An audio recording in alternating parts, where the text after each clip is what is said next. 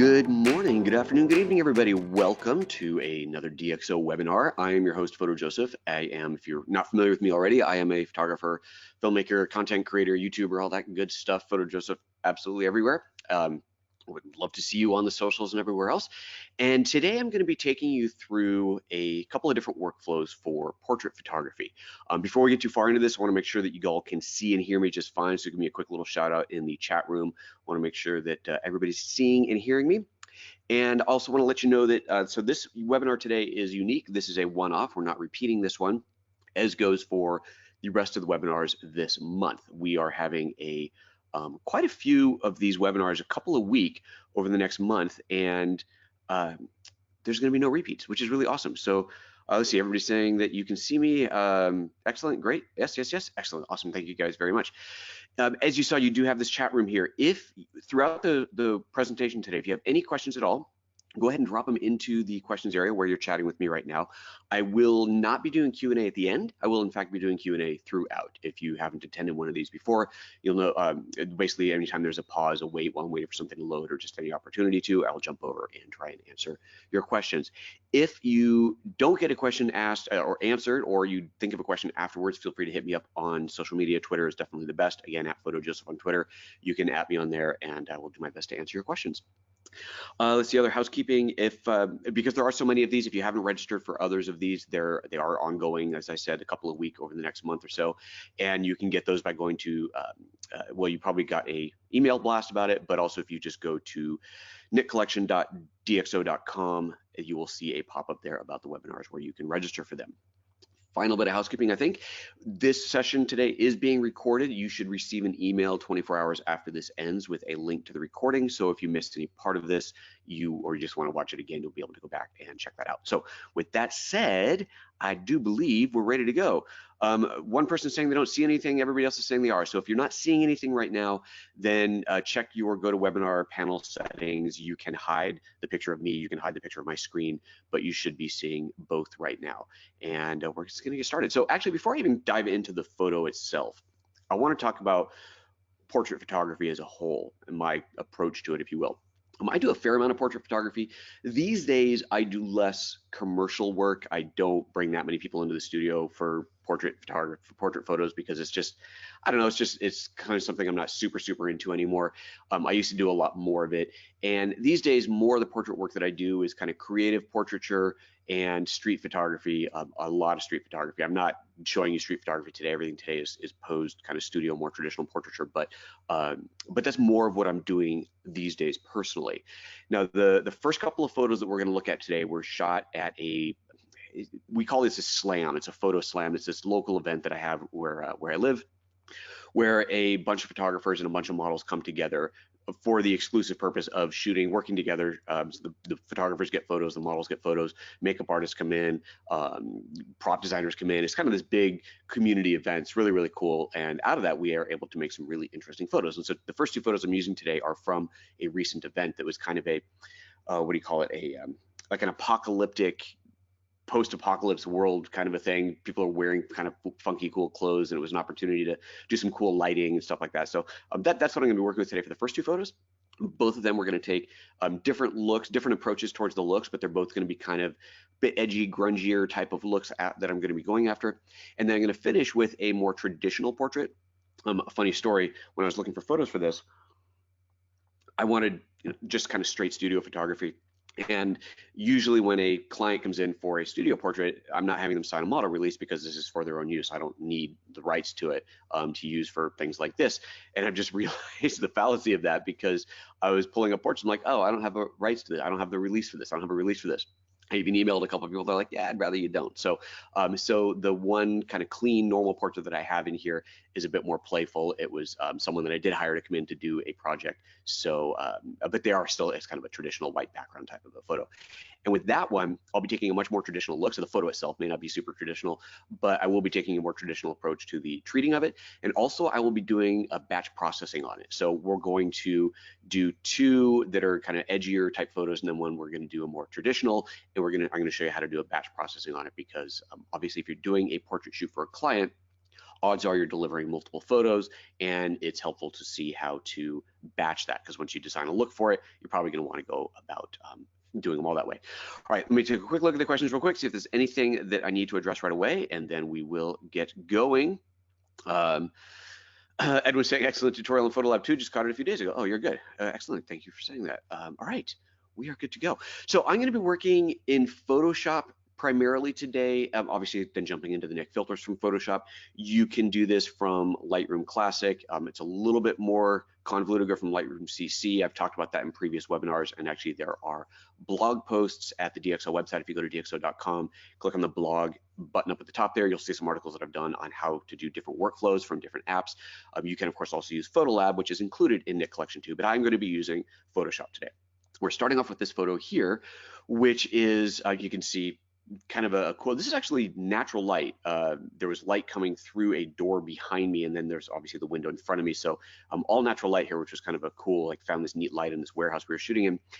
Quite dark, intentionally shot very dark, but I am going to brighten it up a little bit. This is straight out of camera raw. You see nothing has been done to this photo yet. And honestly, the first thing I do with a photo, whether I'm in camera raw or in Lightroom or anywhere else, almost always the first thing I do is I hit the auto button, because I just want to see what the software thinks. And in this case, it's actually pretty good, right? It brightened up the background a bit. The thing was a little bit too underexposed. I shot it a little bit too dark. So we're getting that in there. Let me see, why am I syncing? Let me pause my Dropbox here, make sure that's not interrupting the workflow. It's brightened it up a bit. It could actually be brighter still, especially on her. I like the dark background, but I want her to be a bit brighter. So playing through these, I'm just going to take my white level and bring that up a bit. And you can see that it is bringing the brightest parts up quite nicely. I think I might even bring my blacks down a little bit, just adding a little bit of contrast in there. Looking at the photo overall, it's got great colors. I love the blue in the background. It was, of course, intentionally shot this way. She's looking great, maybe a little on the cool side, so I might be wanting to warm her up a little bit. It's quite low light, so it's a bit high ISO. There's a little bit of noise in there. I'm going to play off of that, probably add a little green to it. There is natural vignetting happening. If you look around the edges of the photo, there's absolutely some lens vignetting happening, and that's just the lens that I was using on this. It is, what's the manufacturer? Anyway, this is shot on a Panasonic S1, but the lens is a third-party lens, all manual, and it does have a little bit of natural vignetting in there, which is great. I actually quite like that, especially for a portrait like this. And that's it. That's all I'm going to do right now. To open this, now obviously you have the open image button down here, and if you're not familiar with Camera Raw, if I click this, it's going to essentially render this, rasterize it, and open it in Photoshop. But if I hold down the Shift key, that button turns into Open Object, and that then opens as a Smart Object in Photoshop. The advantage of a Smart Object in Photoshop is twofold. First of all, because it was a raw photo and I brought it into Photoshop and I opened it as a smart object, that means that I can get back to the raw processing at any time. So you'll notice here on the, I forgot to make my mouse bigger. Let me do that real quick in here. But if you look closely at the thumbnail icon on there, you'll see that it has, where is it? You'll see that it has this little kind of a page icon on there that tells me that it is, we gotta make that a little bigger. That tells me that it is a smart object. If I double click on the photo, it will open back into Camera Raw. So now I'm back into the Camera Raw editor, so I can go back to the raw source at any time. That's the first advantage of this. The second advantage of being as a smart object is when I load up my filters, they get applied as smart filters. And just like the smart object, which I can go into and edit at any time, a smart filter I can go in and edit at any time. And this is probably the #1 reason that I would go to Photoshop. If you're an Adobe CC subscriber, you've got Photoshop, you're paying for it, then this is a great reason to use it, because you can go back at any time. I like that flexibility. I like being able to go back and change it. If you're working in, if you flatten out the file, first of all, if it's just a rastered file, then when you apply the filter, you come back, it's permanent, and you can't go back. Even if you look at it and go, oh, I should have made, I don't say, a little bit less vignetting or a little bit more grain or something like that, you can't go back. You have to just undo it and start over again. But as a smart object, therefore a smart filter, you have that ultimate flexibility. So for me, even though I spend most of my time in Lightroom, when I'm doing stuff with the Nik collection, I will almost always go into Photoshop, make sure it's a smart object, and go from there, just because I like that ultimate flexibility. So with all that said, let me jump into, we're going to start with Color Efex Pro. We're going to do our work in here. And we're going to be working with 2 plugins today. Color Efex Pro and Analog Efex Pro. And if we have time at the end, although I doubt we will, I might do a little bit of black and white, but I kind of don't think I'm gonna have time for that. Okay, I'm going to start with presets. So this is, I've given this lecture before, so if you've heard me say this before, then apologize for repeating, but for those of you who haven't, I'm a huge fan of working with presets, not because I don't want to do the work, but because presets give me ideas. First of all, they'll teach me how to use the app. If I'm new to a plugin or an app or tool, presets will help me to learn what's possible within it. But primarily I use them because they're inspirational. I will apply a bunch of different presets to a photo and like, okay, this photo, I kind of know what I want to do with it, but let's just say I really didn't. Going through the presets and trying different presets is a great way to find ideas. So in this case, the presets inside of the plugins here, inside of the Knit collection, are called recipes. So just very quickly, a tour of this app in the event that you're not familiar with it. We have this tool. We have on the left-hand side the filter library. All the different filters that are in here, I can click on any one of these filters and it loads it up on the right. You can see the filter loading on the right over here. Whenever I click on any one of these, it is replacing the filter on the right. So you'll see right now it's Glamour Glow. If I click on Duplex, it's just Duplex over here. If I want to add multiple filters, I have to click down here where it says Add Filter, and that adds an empty filter holder. Now when I add another filter to it, it has now added both. So now I have Duplex and this Film Effect Nostalgia in here. So that's how the system works in here. You have all of them, all the filters listed under all, and then you have these categories that are kind of these are done at the factory. They're basically designed to help you find a filter that might be appropriate for whatever you're working on, whether that's weddings or nature, or portrait, whatever. Obviously, it doesn't mean that those are the only ones you can use. It's just kind of a helpful collection, if you will. Underneath the filter library, down at the bottom, you'll see the recipes. When I open that, we see all the presets, and you'll see there's a nice collection of presets in here. I'm going to be working with the En Vogue ones, which are the new presets that come with the current version of the Knit collection, and this is where we're going to start. So again, your filters and your recipes on the left, the filter effect itself is over here on the right. Add a filter to add another one on top of it, and then if you want to save your recipe, click on Save Recipe, and that saves them, so you can go back to it anytime.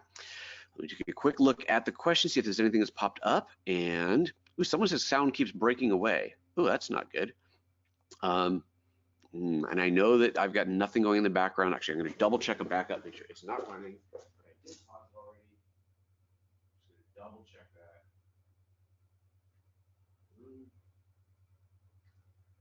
Yeah, I don't have anything hogging bandwidth, so if there's audio breakups, I do apologize. It is out of my control. Jean-Pierre said you thought it was a webinar of DxO software, not Adobe. It is. The DxO software is the plugins, which we are now in. So hopefully you have stuck around. Dennis asking, will this be recorded? It is being recorded. Other people saying sound is fine, so that's good. You will get a recording of this 24 hours after it ends. So yes, some people are getting sound breaking up. Sorry, there's absolutely nothing that I can do about that, but I'm glad that for some people it's working fine. Perhaps try refreshing your browser, what do you call it, the GoToWebinar app? I don't know, sorry. Okay, so again, presets for inspiration for me are huge. So that's how I'm going to start. I'm just going to start clicking on these different presets over here, and you'll see that these presets, these recipes, if you will, are a collection of filters. On the right, you see this one that I first chose called Blue Monday is comprised of photo stylizer, cross-processing, contrast only. Go to clarity bump, and it's made of tonal contrast and brilliance and warmth and pro contrast and so on. And you get these nice big fat thumbnail views, so you can see, like, I know I don't want to do black and white, so I'm not going to bother clicking on this one, right? And I get these nice big thumbnails to see where it's going to look like before I even click it, which is really great, actually. These nice little thumbnails in there give you a quick idea of what you're going to be working with. So let's see here. I'm going to let's see what I want to do. I think there's one up here called this one here. This is one I'm going to start with called Even on a Cloudy Day. Now this one right off, it's pretty great. This is a really nice effect. I like it. It's maybe a little bit too contrasty, and I think I want to warm her up a little bit. But this is a good start for me. This is what I want to do. So I'm going to come back to it though, because what I also want to do is explore the filters on their own and see what each one of those does. So if you are new to this, now, obviously I'm not new to this, but if you're new to this app, or I keep calling it an app because it really is a miniature app. But anyway, If you're new to the Nik collection, if you're new to this tool, then it can be a good idea to not only go through the presets to find how these different filters work together, but to go through the individual filters and see what each one of them does. Now, obviously, I'm not going to explore every one of these, but I do want to look at individual ones. Now, if you're going to do that, remember that if you've already loaded a preset, you've got a bunch of filters here, and if I click on any one of these, it's just going to replace the last filter. So I do need to go in here and clear this out. So I'm just going to click on the little X on here to get rid of every one of these filters. So now it says empty. There's nothing applied to this yet. It's totally blank. And so I can start going through these. I'm going to go into the portraits and just kind of start looking at what some of these are. Black and white, pretty obvious. Bleach bypass, interesting. Grungy, high contrast, low saturation look. Okay. Classical soft focus, really good for a lot of portrait stuff. Probably not for this one.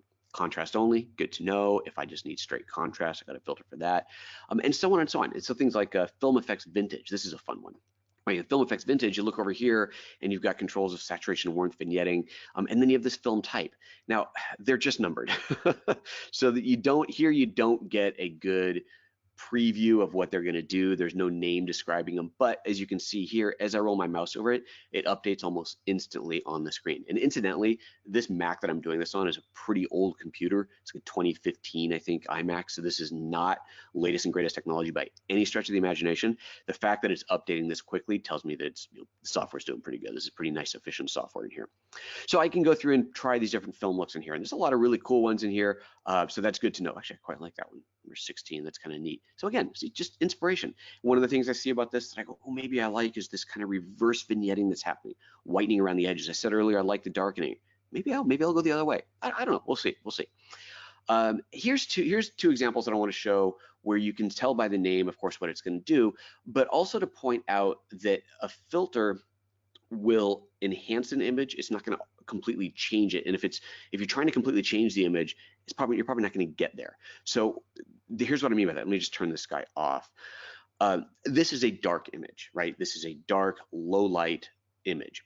If I was to apply a high key filter to this, high key means bright, usually a white background, bright light on the subject. It's a very high light content photo.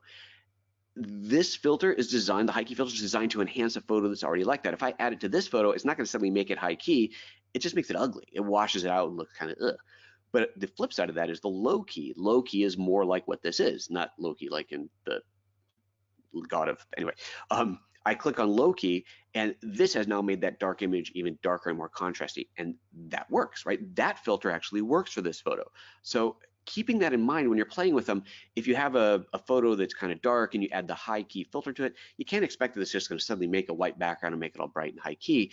It's really designed to enhance what you've got. So you're taking what you have and you're making it better. So just something I wanted to kind of throw out there. Let's see here. There's another one here called Midnight that I kind of like. That's like, okay, that's a bit too dark, but that's kind of a cool look on there. Midnight's neat. In fact, let me just try real quick. See if I brighten this up on here, what would it look like? I might keep this in mind for later because it's kind of a cool effect. It's like a little bit too dark overall, but it's neat. So that's something to keep in mind. There's a contrast filter, skylight filter. Now this one I'm going to point out because I quite like the little bit of extra warmth that it's adding. And remember I said originally that I felt like her skin tones were a little bit cool. So if I toggle this on and off, let's do a before and after on here. You have this compare button at the top, by the way. You press and hold it, and you can see that without it, yeah, there's that overly cool skin tones. Remember, this is the original photo. We have nothing else applied to it yet. I release the mouse to show it with the skylight filter, and it's adding a nice little bit of warmth in there. Okay, well this is good. All right, let's try working with a preset. Let's try actually building one from scratch. I'm checking my notes here. Yeah, we're gonna build one from scratch. Let's try. Sorry, I'm just looking at my notes that I made yesterday. Yeah, we're gonna work with the Midnight one. So let's see here. Blurry. It's a little bit too much blur going on. Take the contrast down, take the brightness up a little bit, and let's take our color up a little bit, bring some of that color back. And you have this. Let's see, what do we have in here? Oh, neutral, a color set. And I'm gonna stick with neutral on this. It's a little bit too dark overall. I think I want to add some brightness into this. Let's do that. Let's add some brightness into here. I'm going to go to the all filters in here, and let's see, brilliance and warmth. That might be a good way to start. So I'm going to add another filter in here, add a brilliance and warmth, and this is actually no, that's not the one I want. Let's see here, dark and light and center. Maybe that one will do it. Yeah, let's try that. center luminosity, brighten up the center of that. Ooh, yeah, that works. Okay, that's kind of cool. We're off to something. So the border, the outside is darker. Let's not make it quite that dark. Take the center luminosity up, make that a little brighter. Yeah, we're getting somewhere. I've got the kind of dreamy look to it. Goes along with this. I got the high contrast. I got that color punch. Now, one of the other important things to play with in here is the order of the filters. And I've talked about before, a really good way to see this is to apply a black and white. If you applied a color filter at the top and then a black and white after that, you're going to be making whatever happened before it black and white. But if you reverse the filter, you start with the black and white, and then when you add a color after that, you are adding color on top of the black and white. So it's important to remember the process of the photos goes through, kind of cascades down like gravity through the filters in here. So first midnight's being applied, then darken and lighten center is being applied. Sometimes it's obvious what's going to happen, like the idea of a black and white and then a color filter. It's obvious what's going to happen when you reverse them, but sometimes it's not. So let me just try. I'll just take this dark and light and move it up before midnight and see how much of a difference it makes. And it makes quite a big difference in here. Her skin has gotten way brighter in there. If I try dialing that down, do I like it that way better? And actually, I kind of like the way it was before. So I'm going to go ahead and reorder that again, put that back. But it's always worth playing with these things. Let's try warming up her skin a little bit more. So I'm going to add another filter, go back into portraits, and I'm going to use that skylight filter that I did before. You can see it's added that nice warmth. It's a little bit too, oops, I did not add filter. Let me undo that. Add filter again. There we go. Add the skylight. There it is. So it's added that warmth. If I toggle just that filter on and off, you can see on her skin tones quite clearly. It's adding a nice bit of warmth in there. And yeah, I mean, I'm kind of digging it, right? I kind of like this look. Maybe it's a little bit too dark still. Maybe brighten it up just a little bit in there. Brighten up a little bit more in the center. But overall, I think it's pretty good. So you get to a point where you go, yeah, I really, really like this look. And you want to save it. And that's an important part of this workflow, is saving your work, saving your presets. You can come back to it at any time.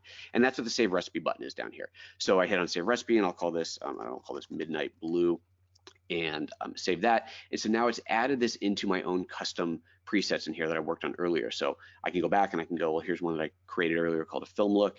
There's a hot contrast that I created. There's Midnight Blue I just did, my sepia look, all these different ones that I have saved before. And that's a really big part of the workflow. Incidentally, if you do a preset like this, so let's say I did this and I go, I want to make a change to it. Let's go into Midnight and the Midnight filter, and let's take the blur down a little bit on there. Okay, yeah, that's better. I want to update my preset. When you hover over the preset, you have 3 buttons on here that show up. There's an X to delete it. There's an export button, so you can export your presets, move them to other systems, put them on your website to share them, even sell them if you wanted to. And then there's a refresh down here. If I click on this, it will refresh the recipe, update the recipe with the current settings. So a very important thing to know on there. Another little tip that I want to share with you, I don't think I'm going to do it today, but when you use control points, and we will get into control points later, when you use control points, usually a recipe does not save the control points. But if you hold down the shift button when you click on save recipe, it'll save the control points as part of it. Usually you don't want to do that, but that's a little tip that you can do. Okay, so that's the first photo. All right, let's I'll go ahead and apply this. It is going to apply this, as I said, as a smart filter because it is a smart object, which means that I can go back and edit it at any time. So here's the original photo. There is the filter. In fact, you even get this mask on here. So if I wanted to, I'll grab the brush tool, and let's just say I wanted to mask this out. Let's get a black brush on here. I could take out the filter from a certain part of the image. You can see how it's been masked out there. Usually probably don't want to do that, but in this case, this works out really well. And if I double click on the Efex Pro thing here, it opens back up into the filter, into the plugin, and here I have access to everything that I did before, all able to be continued editing. So there we go. There's my Midnight, Darken, Lighten Center, Skylight filter, and so on. So all those things are added in there. So that's just to reiterate the really great benefit of working with these smart objects. I'm going to take a quick look at the questions here, if there's anything that's come up. If I unlock the arrow, does the preset disappear? Unclick the arrow, does the preset disappear? Unclick the arrow. I'm not quite sure what you mean by that, Dane. Sorry, if you could clarify your question, I will try to answer it. I'm not quite sure what you mean. Let's see here. Jürgen says, if Mac Updater recognizes an update to the knit collection, how can I install it? Can't find an update button in the preferences. It should automatically run the update for you. Let me just take a quick look. You can always just go to the DxO website, knitcollection.dxo.com, and download a whole new version, a whole new copy of it if you're concerned that you're not getting an update. And and that will just install over what you've got. So you could do that, but yeah, I don't, is there a help? No, not in the help. I'm looking to see if there is an update thing somewhere. I'm not, maybe under settings. No, I'm not sure. I don't know if there's a force update. I think it just does it automatically. So yeah, that's what I would do, is go to the website and just download a new version of it. Can you do a side-by-side comparison? Mike Jones is asking. You absolutely can. So up here at the top, so remember I showed you the compare is just this button, but you have two different compare views. You have a split view, which you can move the split point, and you can actually put the split to be a horizontal or vertical. And then again, you can move the split point, or you click on this button and you get a side-by-side, and you can do them side-by-side however you like on there. So there you get your comparison. I tend to, I guess, probably use this the second most, but for the most part, I'm just comparing like this, hold down the button to compare back and forth. But that's me. You absolutely can do this side-by-side. Okay, moving on, we're going to open another file here. Let me close this one out and open another portrait. This is from that same shoot. And this one, quite underexposed. If I hit the auto button on this one, it's really too bright. This is just way too much. I don't want to do that. So I'm going to reset that. And on this one, I think all I really want to do is just brighten it up a little bit. So take up the exposure a little, maybe take up my white points a little bit.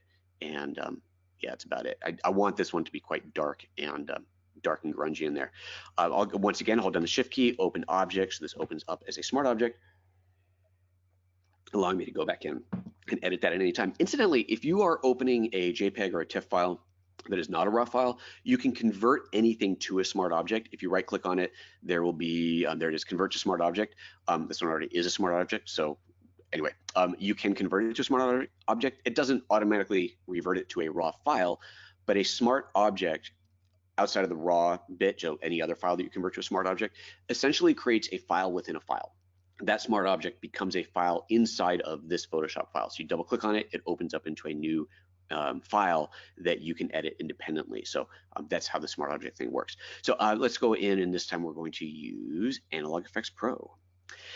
So Analog Efex Pro works very similarly to Color Efex Pro in that you have a series of filters that you can add on top of each other.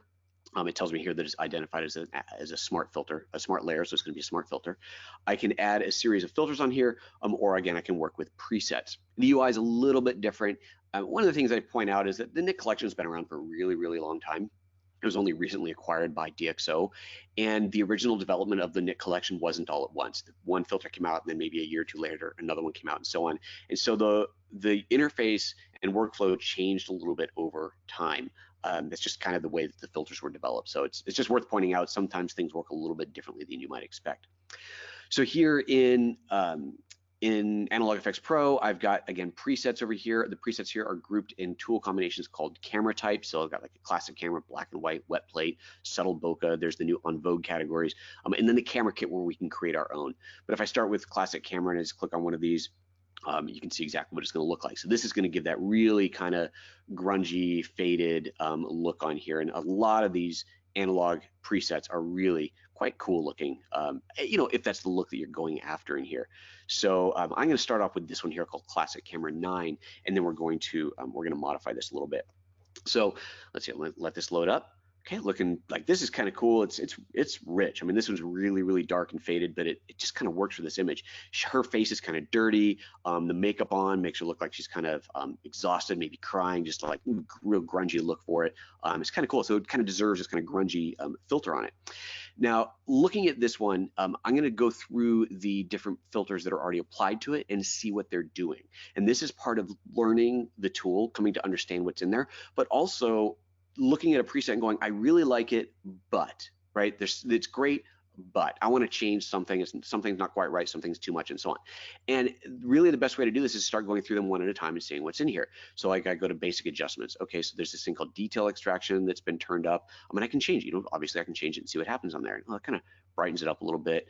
It's interesting. It is pulling more detail. If you look at her shirt down here, especially, we're getting some kind of cool detail pulling into that. All right, good. The brightness. Okay, there's a brightness slider in here. Great. Okay, what else is in here? Dirt and scratches. It's got this dirt and scratches layer on it, and it's cool. But if I try, it's doing things on her face that I really don't like. Look, you see this kind of spot on her arm. I really don't like this. I'm just gonna turn it off. Right now, obviously, I can play with different ones in here. I can see if there's another one that I like better, maybe. But I like that kind of dirty look on the file, but I don't really want this picture to look like the print itself was dragged through the mud. That's just not what I'm going for on here. So I'll just turn it off. Like, I like the overall look, but I don't like that. I want it to be a little bit cleaner. Okay, cool. So we got that on there. Lens vignetting, film type, a great thing to play with and explore in here. Look, there it is.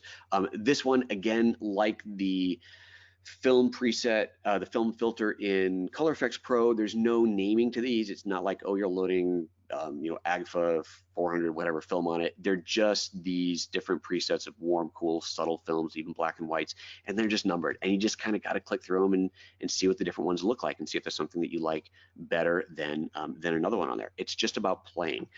That's another reason why it's really important to save your presets. If you create something you really, really like, save it, because if you don't, you may never find it again. So actually, let's see, I'm going to try different looks on here. Let's see if I can find one that I like better than the default one. Just play. I quite like that one there, that number 3. Ooh, which one do I like better? I'm going to go with this one. I like that kind of cool, the cool shadows that are going on in there. Maybe it's a little bit too flat in the background. That's probably coming from the film type. Let me see here. Can I, oh yeah, neutral and faded. This faded slider is all the way up. Let's turn that down a little bit. So there's neutral. It's actually kind of cool too, but I like that kind of faded look, which was just a little bit too much. So there we go. Yeah, I think I like that. Okay. Let's see here. Let's go back to the detail extraction. Play with that a little bit more. See if there's something else I want to do on there. Now I really like, as I drag this up, it's doing some cool stuff to her shirt. I love what it's doing to the shirt, but it's almost a little bit too much on the face, right? If I bring this up, it's just too much on her face. So I want to dial that back. Inside of the knit collection, almost every filter, not everyone, but almost every filter has the control points added to it. Now the control points are one of the kind of hallmark things about the knit collection that make them super, super powerful. And a control point allows you to add or remove an effect from a very precise area. Now, if you've ever done masking before with radial gradient or linear gradient masks, then the idea is that on a radial gradient, for example, I'd click on a spot like her face, create a radial gradient around it, and that would either add or remove, whatever I'm trying to do, the effect from that area. And it's going to be in the shape of a circle or an oval, and it's going to start fully intense in the middle and fade out towards the edge, which sometimes works fine, but sometimes it really doesn't. You have odd shapes. You have something in the middle, like her eyes, for example, you don't want to get affected by it. And so then you have to go in with a brush and you have to be very meticulously mask it out. Control points work very differently. Control points, if you're not familiar with them, are masks, but they're masks that are automatically generated based off of the luminance and the chrominance. That's the brightness values and the color values of the area that you've clicked on. And so when I add a mask to her face, it is going to automatically create the mask only for her face, and it's going to not select things like her eyes and her hair. So here's how it works. I go into control points, and I'm going to add a control point and just click on the center on her face right there. And I haven't adjusted it yet. You see I've got in here detail extraction, brightness, contrast, and saturation on there. And I've already added detail extraction to the whole image. But what I want to do is pull some of that detail extraction away from her face because it's just a bit too much on there. Before I start doing it though, I want to know what I'm actually affecting. So I've added the control point. I haven't changed anything to it yet. I can change the size of it by dragging this guy here. And it is making a circle around it, but that is kind of a primary area of influence, if you will. That's where it's going to be primarily looking for those skin tones because I've clicked on the skin there. But if I really want to see what's happening, next to the control point, you see this little tiny checkbox. I enabled that, and it shows the mask view. And now I can see exactly what's being affected. So if I make this bigger, you see it's going to start getting into her shoulder, a little bit of her shirt. If I bring this down smaller, you can see the area that's being affecting there. And you see that her face, what is being changed on her face, what's being selected on her face really doesn't change much at all as I make this smaller or bigger. I mean, if I go really small, it's going to, but it's being affected inside of that circle there of influence, if you will. But then I can take this control point and I can drag it around, and as I drag it around, you see how it's going to affect. Like if I put it on her hair, it's going to affect the hair and the shadows on there. If I put it on her eye, it's going to select, it's pretty much those darker areas. So it's very, very powerful to be able to do this, enable your mask, and then drag this around and decide exactly where you want this to be affected. You can even add multiple filters to expand on an area. So like if I look at her forehead here, it's for whatever reason, it's kind of not getting all of her forehead. Let's see why is that. It's probably a shiny spot. Yeah, you can see that it's a bit of a shiny spot on there, so it's it probably could do with a little bit more selection in there. So I can add another filter, or I can just hold down the shift key and drag, oops, sorry, no shift key, hold down the option key and drag this, and I've just created a second filter on there, a second control point. And now as I move those around, you can see that I really have done a good job isolating her face on there. So that's pretty powerful. I don't need that for this one, but that's something that you can do. So I'll just delete that. So now that I've got that area selected, I'm going to do a negative detail extraction, which is going to counteract the detail extraction that was done up here. So we're not adding and then taking away. It is doing the math to say, so let's see, this is at 65%. If I take this down to minus, let's say just do the easy math, like minus 32% or so, then it's going to basically make this about 32, 33%. It's just kind of cutting it in half. So that's good to know. So I can decide what I want. So okay, I like that. That's pretty good on there. Let's do a border. Let's do something else on here. Let me add, let's go add another custom effect to it. I'm going to go into classic camera in here, open this up, and then I'm going to go down here to build a camera, and I'm going to start adding my own tools. Now here's a little warning when you're working with this. If I just click on one of these tools right here, it's actually going to replace everything on the right. You can undo it, but this is not where you add onto what you've already got. If you want to add to what you've already got, you need to click on the camera kit, load that up, and that loads up all the different tools in here. And so now I can go in and I can go, let's go for frames, and you see the little plus on here, and I click the plus, and it's going to add the frames on top of everything else that I've already got. So there we go. So this, just a little thing on there, it can be a little bit confusing because you think that you're just adding it there and it suddenly replaces everything. You got to go into the camera kit mode and then click on the little plus to add that filter. So this is where I was saying slightly different workflow in Efex Pro. I clicked on add blank filter in the filter stack over here on the right, and then added one here. You have to click on the plus on the left. So different workflow, different tools. Okay, let's see here. So I'm going to add a frame to this. Let's see if there's anything kind of cool in here. There's this film strip category, which is kind of, let's try a couple of these. That's taking a little while to load. Let me quickly bring up, see if there's any questions in here. Mike Jones asked if you can duplicate control points. You just saw that. Answered your question. Excellent. Oh, Dane says I already answered your question. Good. Why is it always opening in this default filter? I think when you first launch it, it opens into just the kind of the first preset, I'm pretty sure is how it's working. Someone else asking duplicate control points, you saw that already. Can you create custom control points and save them and reuse them? So to reiterate, when you save a preset, a recipe, if you hold down the shift button, it saves the control points with it. There's no UI to this. It doesn't tell you it's doing it. It's like a hidden feature, but that's how you do that. Okay, so I'm gonna keep going through here. I want to add some other frames on here. Let's try and find something else that's kind of a cool frame on here that might look good, because there's something else that I really want to show you that's kind of cool on this. Let me find a frame, good frame for this that I want to get rid of. Some actually the one that was on was pretty good. Let's see how this one looks, and I might go back. Yeah, this one's good. Okay, we're gonna use this one. So I'm looking at this frame, right? I dig the frame, but it's like on her arm right here. I kind of wish that it wasn't on her arm, and maybe I kind of wish it wasn't on her head there. I like it everywhere else, but I don't like it there. But you notice there's no control points here. I don't have control points on the frames. So how am I going to go about doing this? Well, this is another reason to be working with these smart objects and therefore smart filters in Photoshop. I'm going to go ahead and apply this one. Hit OK. We're going to save this guy. And let's see here, we'll go and let that render out. And then I'm going to duplicate this layer. So we're back in Photoshop, there's a smart object. I'm gonna hit Command J to duplicate that layer.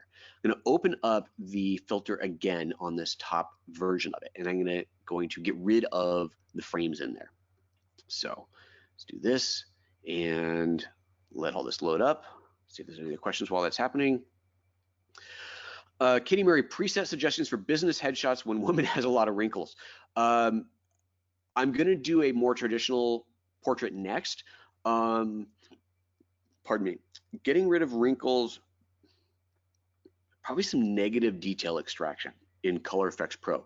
We'll come into that. I'll see if I can find a picture I'm using as of a young girl, so she's not going to have any wrinkles, but I'll try and find an example of that. Okay, so this is now loaded back up again. I'm going to turn off the frames. So exact same effect, minus the frames, and hit OK. So now I have two versions of the same photo, one with the frame and one without. You can probably see where this is going. I'm going to mask between the two. I actually want the one with the frames on top. Let me put that one on top. On this top one, I'm going to add a layer mask. This is a Photoshop mask. I'm going to hit the B key to get my brush up. Let's make this a little bit smaller, nice and soft in there. Oh, right, the cursor, okay. The brush looks bigger than it is because I've increased the cursor size. In fact, let me because this makes it really confusing to see what's happening in here. I'm going to turn that off momentarily. Where's that? Accessibility, display, take my cursor size back to normal. So now I actually see the brush size as it's supposed to be. There we go, that's better. So I've got a white mask, I got a black brush selected. I'm going to just kind of brush out between the layers. So you see what's happening is I'm basically brushing a hole through this top photo in here, revealing the photo underneath, whereas the one underneath doesn't have the mask on it. And so this allows me to go in there and kind of get rid of the frame in there. It's a little bit too much. Let me reverse that. Let's brush some of that back in there, put some back in at the top on there. Zoom out of this a little bit, press a little bit of that back in the top on there. There we go. There we go. I just didn't, it's like a little bit too much on her arm in there, but yeah, I dig the way that's looking in there now. So that's a really, really powerful reason to use the smart objects, because you can go in there and say, in an effect that you can't do with control points, either because it just doesn't work for that particular image, or as you saw for this filter, it doesn't even exist, then this is a great way to work around that. So this is a super, super powerful tool for that sort of thing. Being able to duplicate those layers, change the filter in one, and go for it. Same thing could be on her face. Let's say there was some big texture that I applied over the whole thing, but I just don't want it on her face, or I want it less on her face, then this is a great way to go about doing that. Okay, let's do another picture entirely. Let me close this one. And next up, let's see here, we're going to open these photos of Jakari here. I'm going to select all of these at once and open these up into Camera Raw. So this is a nice clean portrait in here. And the reason that I've opened all of these up at once is because when you make a change in Camera Raw, that change, even if you don't open and save the file, the changes that you make are saved into the sidecar, the XMP file. And you can see on here that my highlights and shadows have been adjusted a little bit for this image. In fact, all of these images have a little bit of tweaking. So I've already done that, so I don't have to bore you with it. But I've already done that to kind of normalize these pictures, make them all pretty much the same. So, so that's good, because I'm going to need that done already when I do my batch processing next. Let me go ahead and open up this image. Again, I'm going to open Object here. And this is going to, once again, open as a smart object, so I can add a smart filter. And this is the one that we're going to batch. So here we are, we're back in Photoshop. We are looking at our picture in here. To do batch processing, you have to plan it in advance. I have to know that I'm going to apply a batch filter to this. Now, of course, if you decide later, you just back out and start this process over again. But here's the way you do it. I go up here to the Actions menu, and I'm going to create a new action in here. We're just going to call it Jakari, because that's her name. And I hit record. As soon as you started it, it starts recording it. And now whatever I do at this point is going to be recorded as an action. And then once you've created the action, you can batch apply that action to multiple photos. So it's recording. I'm going to go ahead into the Nik collection. We're going to go into Color Efex Pro 4. And in here, I'm going to do some very simple adjustments in here to give kind of a nice, simple, clean look for it. Let's see here. Let's go for, all right, looking for my notes again. All right, so I'm gonna start with presets. So again, I'm looking at the On Vogue, just trying these, like the clarity bump that really doesn't work for a portrait. Cloudy day one, that's kind of nice in there. Foliage bump's not good. The HDR like, ooh, that's terrible. Bad for skin. Don't do HDR like on skin. Super punch, yeah, like these are a bit too much. These just aren't really, yeah, they really aren't doing it for me. So so let's not do it that way. Let's just kind of do it manually. So let's get rid of all these settings in here. Does someone ask about the wrinkles? Let me see if I was going to do wrinkles in here. Oops, I would go for the filter library. Let me get my cursor back up nice and big again. Now that we're out of the brush. Let's see here. What would I do for that? Detail extractor, can I do negative detail? No, I can't do negative detail. Glamour glow might be a good one to do. It might be too much though. You know what, do me a favor, whoever had asked that, ask me on Twitter later, at PhotoJoseph on Twitter, just to remind me, and so obviously I know how to reach you. And I will spend some more time looking into it, because I don't know offhand. That's not something I normally would do in the Nik plugins. Usually if I'm getting rid of wrinkles, I'll do that in Lightroom or in Photoshop before I go into the plugin. So I can't think of where offhand, but it's a really good question. I would like to get an answer for you. So just at PhotoJoseph me on Twitter, just remind me, hey, how do you get rid of wrinkles using the Nik collection? And I will look into that for you. I wanna move on though with this photo. So I'm going to go back into portraits. Remember I talked about the high key and the low key? This one might work, high key might work on there. Ooh, or not. It's a bit too much on here. Okay, well, you know, it's a start. It's a starting point. So let's see. This has got a bit of glow in there. We got this standard high key and a dynamic high key.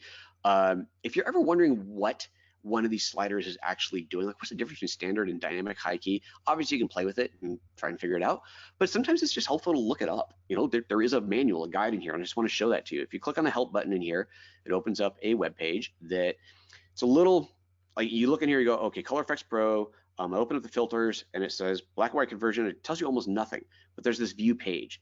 Click on view page, and now you have a description of every single filter and slider in here. So what was I looking at?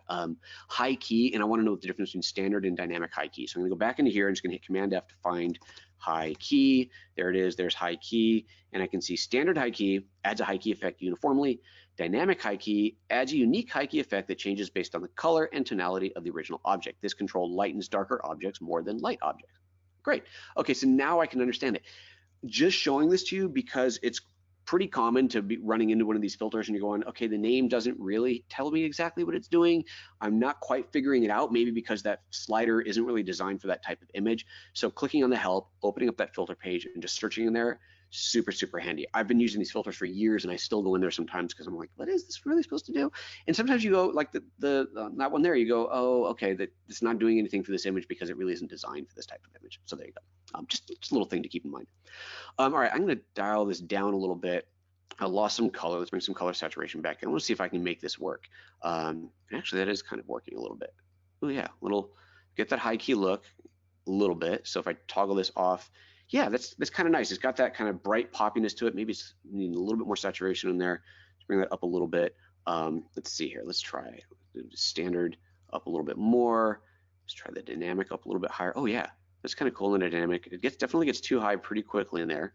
So back that off a little bit. Don't want to bring my black points up. Oh, okay, so the black point is crushing the blacks a little bit. Interesting, so it's giving me some of that contrast back in there that I want. Nice, okay, looking pretty good. Maybe the overall contrast could dial down a little bit in there. Okay, we're getting somewhere. I kind of like it. Okay, so now, all right, that's pretty good. Let's try adding some softening to her skin. Let's add a filter on here, and let's see here. There's one in here. Dynamic skin softener is what I'm looking for. There we go. And this one might help with the wrinkles as well. So this is one, actually, this might be the wrinkle one that we're looking for. You can see it's overall softened her skin, but here's the key on this one. You have to select her skin color. Right now it's based off of a kind of random skin color, but it doesn't really match her skin color. If I grab the eyedropper and I click on her face in there, now it is thinking, and it is, there we go, good. It has selected, you see the colors change quite a bit in there of what it selected. It has selected her skin tone, so it is now softening based off of that. So that actually might be the answer for the wrinkles, to be using this one in here, the dynamic skin softener. So that's looking pretty good. Color reach on here is the radius outside of the color that you sampled. So if you have someone with really varying skin tones, kind of splotchy skin, for example, then you might need to bring the color reach up pretty far. If they're quite uniform in skin tone, you could probably leave it down quite low. And you want to leave it as low as possible, because you get it too high, it's going to start expanding out into everything. And you can see here how it's kind of softened her hair and all this other stuff that doesn't really look right, because I've gone too far beyond the original color source. Let's try it like about right there. That's pretty good. Okay, now the next thing I want to do is I want to, that's actually, I'll add a little film grain to this. Let's add filter. And then I'm going to want to fix the white background because it's not white anymore. Let's see, add a little film grain. I like adding film grain to my pictures. Let's zoom into 100% on this. A little bit too much on there to start, so let's dial this back. Now, a little counterintuitive on the film grain per pixel up here, if I take it down, it actually adds more grain because we're adding fewer grain per pixel. The idea is that the fewer grain per pixel you have, the more visible they are. You take it all the way up to 500 and it is effectively no grain at all. So I just want to add a little bit. So I want to add a little bit of grain to this photo in here, just add a little bit of texture to it. I think that works. Okay, good. All right, that's good. And now the white, and now I need to fix the white background. So this is supposed to be a white background. Because of the color effects that I've added in here, it has added this bit of a pinkish tone to the background there, which is not good. So I'm going to add another filter, and there's this one in here called White Neutralizer. So we find this down here, probably under W for white. There it is, the very end. Add that one in here. And I sample the color that I want to neutralize. So I grab the eyedropper and click on the background in there. And the background will, There we go, goes quite neutral. But I don't like the effect that it's having on her face. So this is another great use of the control points. I'm going to grab a control point, click on the background in there, and only affect the background. And let's take a look at the mask in here, what we're affecting. Here we go. We only want to affect the background. Now that's in one, I put it up in the corner here so that it can kind of radiate out from that corner. I'm going to option drag this to do another one on the other side, but we can see that it has affected her face a little bit more than I really want it to. So I'm going to grab a negative control point, click on her face in there, and that is now going to block out her face, keep that from being hit. And we can see that it is still getting on her hair a bit. So I'm just going to option drag this around a little bit and create a couple of these just to really kind of isolate out her. And I don't have to get perfect on it, but I want to block that out pretty well. There we go. I think that works pretty well. Let's make another positive one up here. I could even like go crazy and start adding them all over the place. So this is definitely getting a bit overkill. Let's get rid of that one. We'll get rid of these here. But now with these three at the top that are affecting really just the background, all the ones on her face that are blocking her out, we can even another one on the forehead in there.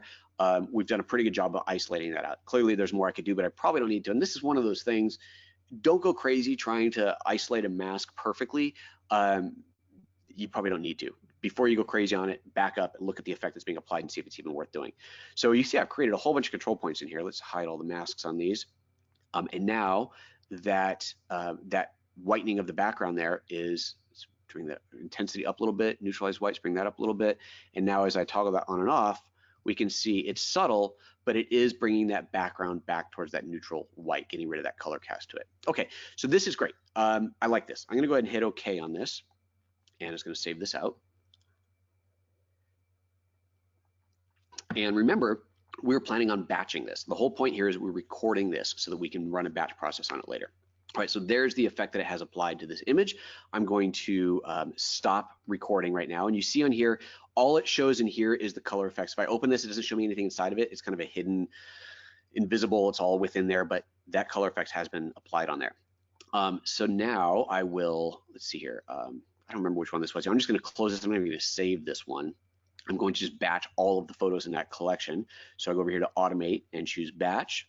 And the default actions, Jacari's already selected that action. The source is going to be, there we go, Jacari, there's the source. And destination, we'll put a destination folder for this as well. Let's back up a level here and we'll call this Jacari done.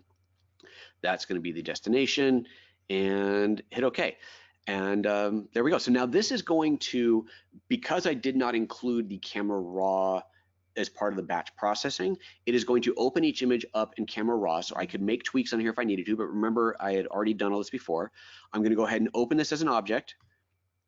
And it is then going to, you can see down in the bottom left corner, it's applying the filter. You see all the preparing images. It doesn't actually open the filter. We don't see it. It's just applying everything. And we're going to get this, this effect applied to it.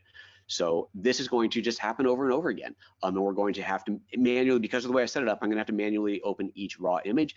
If I did this to a Photoshop files or TIFF files, whatever, that were already through the camera raw process, then I wouldn't have to have that raw interface come up. So there we go. It's asking to save. I hit save, and away we go. Oh, TIFF, choose the compression away. So it's going to reapply this each time to that. It's going to just keep going through there. I will let it process these and see if there's any other questions, and that is wrapping it up for me. Katie Murray, oh good, that was the question about the wrinkle. So I think Katie, we've got your question answered there. Mike Jones, why not select the whole frame and transform the size, scale the size? Oh, okay, you're talking back for when I added the frame. That would have been one way to do it as well. I liked the thick borders. I think he's talking about when I did the masking on the borders in there. I liked those thick borders around the rest of the image. Plus, I wanted to show you that process. So it's another reason to do that. How much, Johnny says, how much does smart filters add to the file size? I don't know. Actually, the smart filter shouldn't add anything to the file size because it's just metadata. The fact that you're retaining the raw file is probably going to make it a bigger file. Actually, it might not, because often when you open a raw file and save it as, especially as a 16-bit TIFF, those often get bigger. So it might actually be more size effective. Interesting question though. I don't actually know, but I think the actual adding of the smart filter, I don't think changes the size. I think the fact that it's a smart object to begin with is more likely to be the reason that it's changing the size. Can you open from Lightroom to Photoshop as a smart object? From Lightroom Classic, you can. From Lightroom CC, you cannot. I actually had a meeting with Adobe a couple weeks ago, and I expressed my begging, pleading for that. I really, really want that feature in there. If you are using Lightroom CC, it's actually not even called CC, it's just called Lightroom, but if you're using the new cloud-based one, then you have to export the raw file, open it through Camera Raw as a smart object, and then save that and import it back into Lightroom. It sucks. The workflow sucks, but it'll get fixed. It's just the way it is now, unfortunately. Okay, moving on. Mike Jones, okay, that's cool. Photoshop saves the steps in any knit collection as an action. Correct. Oh, look, somebody's already telling me to use dynamic skin softener. Some of you guys already know the tools. See, it's so funny. It's funny. I had the skin smoother. Well, a bunch of people saying skin softener, skin smoother. Apparently you do that more than I do. So obviously, as you can see, it's not something I normally do, but I'd forgotten that I actually wrote it into my plan for today. Let's see here. For workflow, this is David. For workflow, do you recommend doing Photoshop adjustment layers, healing brush cloning, etc., before applying Nik filters or after? Great question. Almost always I would do it before, because if I do, especially retouching, healing, stuff like that, if I do that afterwards, it could be changing the grain pattern. It could be changing a texture overlay. I generally want those to be all done before I go in. Mike Jones, option drag, duplicate the control point. Correct. Option drag duplicates the control points. And that was the last question in there. All right, if you got any other questions, fire them up now. Otherwise, we are about to wrap up. Let's see here. That has now finished. So now I can go in and I can open those files. Now these were opened as TIFFs. Hopefully I didn't make a mistake. Yeah, opening as TIFF is just fine. We still have the layered TIFF files, do have layers in them. And if I open up the the Color Efex Pro in here, then we can see exactly what was applied and make any changes that we might need in there. So all the control points are still in here. So if any of those control points need to be moved, which they might need to be moved because she's changing position, you could do that at this point. But we now have done a lot of that. A lot of that work is a batch for us. So there you go. So that's how you go about batch processing these things using Photoshop. And now I have this whole collection of photos, Jakari done, that are, oops, Jakari done. Hello. Open. There it is. That have that filter effect already applied to them. It's not going to draw a thumbnail for me, is it? Naughty software. Anything else in here? How do I get back to rewatch classes you've done last week? So DxO, I'm not sure exactly what they're doing with the old ones. I will tell you this though. So I mentioned in the beginning that if you go to the DxO website, there's a blog button. I've written a ton of articles on there. I'm writing a whole new batch, and I'm writing a batch based off of these webinars. So they're going to expand on, I would say it's kind of half covered the same thing I did in the webinar and half something else. It's kind of a little bit of a mix. But on those, I have asked DxO, and I don't know if they're going to do it or not, I have asked them to embed the video from this webinar. So the one that I did earlier this week, pardon me, the one that I did earlier this week, I've already written an article for that. It's actually a two-parter, and I have asked them to embed that with it. So I don't think that's going to get published until later, like the end of this month, but that's what I'm hoping. They may also just re-upload them all to their YouTube channel, so you can watch their YouTube channel for that. Mike says, brilliant job. Why, thank you very much. And some people lost sound. Mary Miller, you're asking if you missed my answer. You're gonna have to tell me what the question was. I do not remember. Kitty Murray, thank you, really helpful. New details, I signed up for all of these. Awesome, teaching photography so helpful. I'm glad you enjoyed that. All right, Mary Miller, get your question in there real quick, and I will try and answer it for you. Otherwise, folks, we are all set today. So again, you should be getting an email in 24 hours with a link to today's recording. So if you miss part of it, you'll get that, and that's that. Mary, get your question in there quick. I'm scrolling back trying to find your question, but I'm just gonna let you re-ask it. The link to my last recording was broken. Diana is saying. The one that I did on Tuesday? I know that it's there because I looked at it. Let me go to webinar interface real quick. I saw it myself. So let me just sign in here real quick. Let me do it real quick. I'm just going to stop sharing my screen for just a moment here while I log in. If it signs in, there it goes. And I'm going to double check it, but I'm quite sure I looked at the last video and it was there. Okay, I can open this up again. Start showing the screen again. If I look at the video library, this is the one I'm in right now. Simulated silver halide, is that the one you're looking for? It's here. Yeah, it's there. So if you got a link, so the link that you would have gotten was automated. I don't know. Did anybody else? Is anybody else here? See earlier one of the week, and did you get an email? And does it work for you? So let's get that out there. Let's see if we can get that question answered. Back to the bottom. Diana Coleman says, PM the DxO email. The DxO email with a link did not work. Huh. Well, that is not good. You know, I should start doing is registering for these myself so I get those automated emails. I don't know how to fix that.